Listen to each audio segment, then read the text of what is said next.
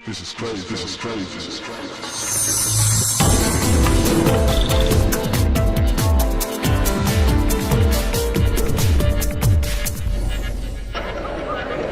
Okay, and who are you and what do you do?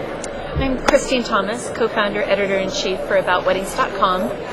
My husband was in the technology industry and I was a bridal show publisher, and between the two of us we realized there was a certain need for a certain type of website, and so in 2005 we created the site. It's very search-driven, very easy to navigate for brides. It's wonderful for vendors because it's all self-automated. So a vendor can go to AboutWeddings.com and set up their vendor profile, edit their images, their text, change it up as often as they like, so that it's a living site. I mean, I'm used to print, and print is static for 6 months to a year at a time. As our web is meant to be live, it's meant to change quickly, and yet so many of our vendors, even with their own websites, don't have the ability to change on the spot. But with AboutWeddings.com, they do. They can, again, 24/7, 365 days a year, they can go edit their web presence on AboutWeddings.com.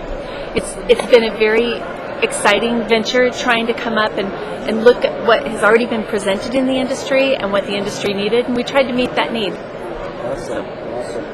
How long have you been in the industry again? I've been in the industry for 15 years, publishing a wedding magazine, and then we started the website in 2005.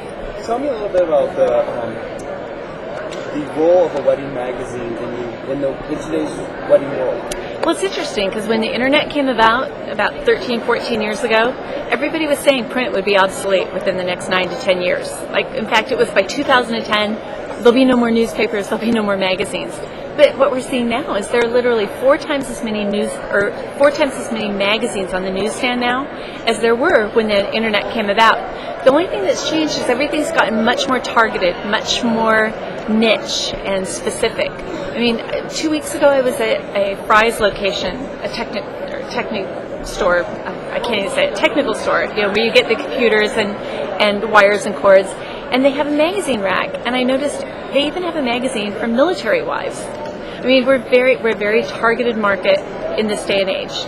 So I think, although people thought publications would be going away, it's stronger and more important now than ever, because our marketing has to have a synergy. Everybody's marketing has to have a synergy. And you look at web and you look at print, and they do play together fabulously.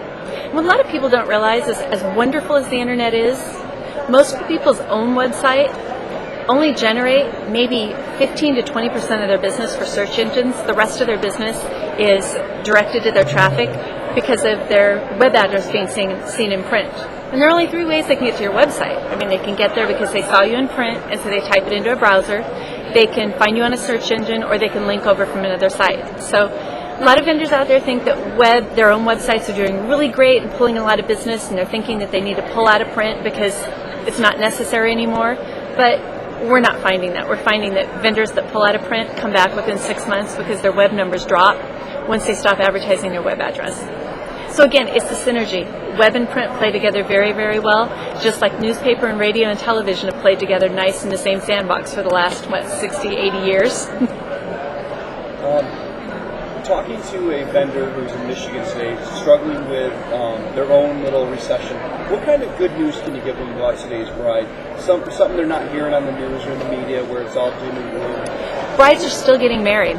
That's not changing. I mean, we're seeing a trend across the country that weddings are continually happening. 1% of the population is still getting married. What we are noticing is that they're more priority driven than ever before. The brides and grooms are paying for 75% of the wedding now themselves. Just 7 years ago, mom and dad were paying for 75%. So now we're dealing with couples that may not have, money built up in a house that they can take out, or stocks that they can cash in, or a savings account, but they're still making it happen. What's interesting is about 7 years ago, the market started to change. A lot of couples decided to start living together before they got married. And that meant that was the mortgage payment coming first. So we did see a little dip back in 2001. Even before 9/11, we were seeing a dip in the actual number of engagements happening. But it was because that was the beginning of that starting to, get the mortgage before the marriage license. But now that the economy has changed, now that it's so hard to get a loan, we're already seeing it in some of our smaller markets, our Central Valley market, our Sacramento market, and some of our affiliates are also mentioning that a lot of couples are no longer going for the mortgage, they're going ahead for the wedding. But again, priority-driven bride and groom. They may not spend top of the dollar on every vendor. They'll pick what's priority to them, and they'll spend a nice budget there, and then everybody else is at a smaller budget. So I think what is so important for vendors to do at this point in time is evaluate what you're offering in your packages. If the economy is going to be tough, and if everybody's looking for a deal, if you're willing to offer one, restructure your package accordingly. Don't offer everything that you're currently offering now for the top of your rate card. Modify it so that it's not so much pressure on your company, so the bride still gets the service, but if she wants a severe discount or more of a discount, she's giving up XYZ to get the discount, because you really have to watch your bottom line. You can't just go out and discount everything just because the economy's tough if you're not going to make enough money to survive. Obviously the goal is to keep your doors open. So weddings are still happening, but it's a priority bride and groom. It means you got to sell from the moment they walk in the door. Like we talked about the presentation today, you got to build a rapport with them. You've got to ask them lots and lots of questions to find out everything you possibly can about their needs, what they want, what they're expecting, what they're shopping for, what competitors or viewers that they're talking to. Do the full needs assessment with all those questions. Then present your product, and then maintain the initiative. Make sure you follow up well, and that you offer better service and better follow-up than anybody else in the market. But the weddings are still happening. If I'm struggling with money or economy and I decide I'm going to try to cut something, why should I not cut marketing? Well, you can cut marketing if you don't plan on keeping the doors open. But bottom line is, you have to have business coming in the door. The phone's got to ring, the internet site has to be clicked, the emails have to come in order for you to continue your business. You cut all your advertising and you cut your nose off to spite your face. No advertising equates to less phone calls, and eventually less phone calls becomes no phone calls, which becomes closing business day. Excellent. Thank you for your time. You're so welcome. Thanks so much for the questions.